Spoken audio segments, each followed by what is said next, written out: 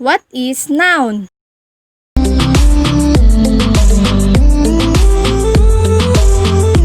What is noun? Noun is a word that represents a person, place, or things. Noun is called naming word. Nouns are a various group of words and they are very common in English. Everything we can see or talk about is represented by a word. However, noun is not a semantic category, so that it cannot be characterized in terms of its meaning. The simple definition is a person, place, or things. Here are some examples. A person: man, a girl, Anna, teacher, Josh. Place: home, office, town, countryside, Canada. Things: table, car, banana, money, music, dog, monkey, love. The problem with the simple definition above is that it does not explain why love is a noun but can also be a verb. Another or more complicated way of recognizing a noun is by its ending, possession, and function. Noun ending. There are certain word endings that show that a word is a noun. Nouns ending in -er. This ending is the most common.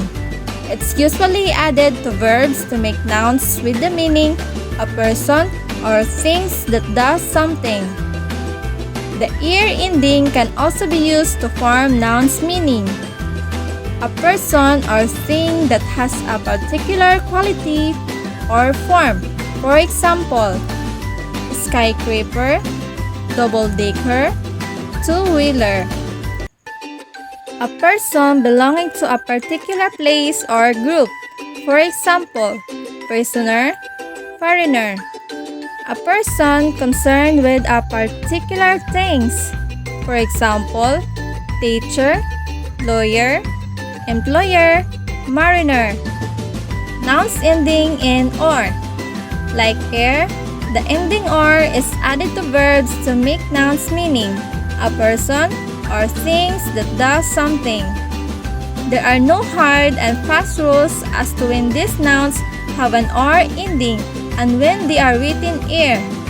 But what we can see is that there are fewer such words ending in -or.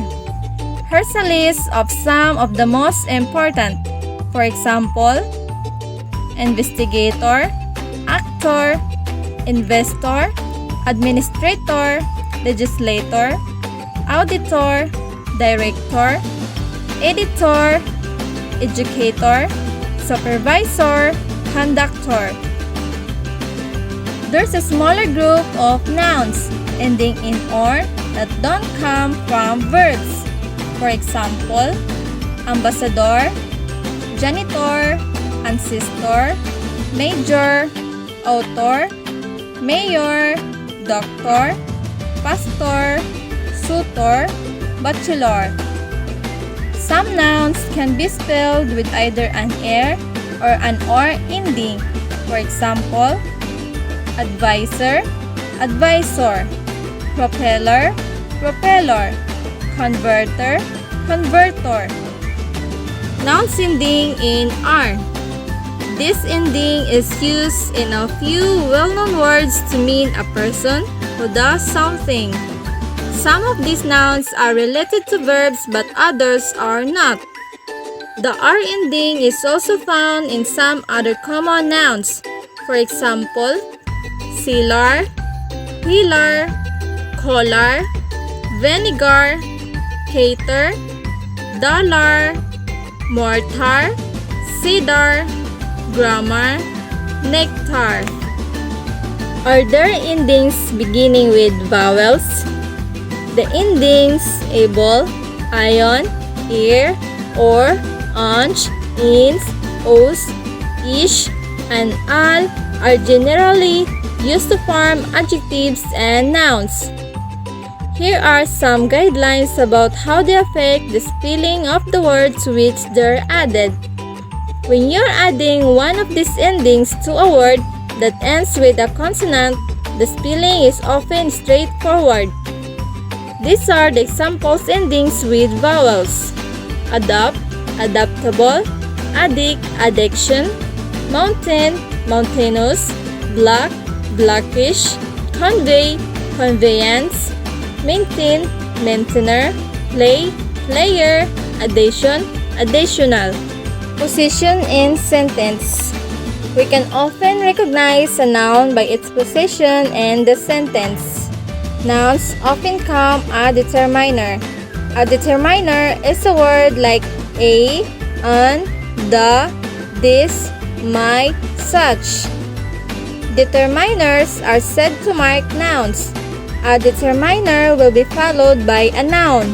For example, a relief, an afternoon, the nurse, this word, my car, such stupidity. Nouns often come after one or more adjectives. Here are some examples: a great relief, a peaceful afternoon, the tall Indian nurse, this difficult word, my brown and white car, such crass stupidity. Function in a sentence. Nouns have certain functions or jobs in a sentence. For example, subject of verb, teachers work hard. Object of verb, he loves cake.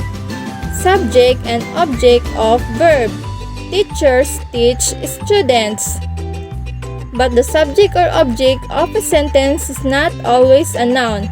It could be a pronoun or a phrase. In the sentence, my teacher works hard. The noun is teacher, but the subject is my teacher. I hope this video helped you understand more about nouns. Like this video, then click the subscribe and bell buttons for more videos.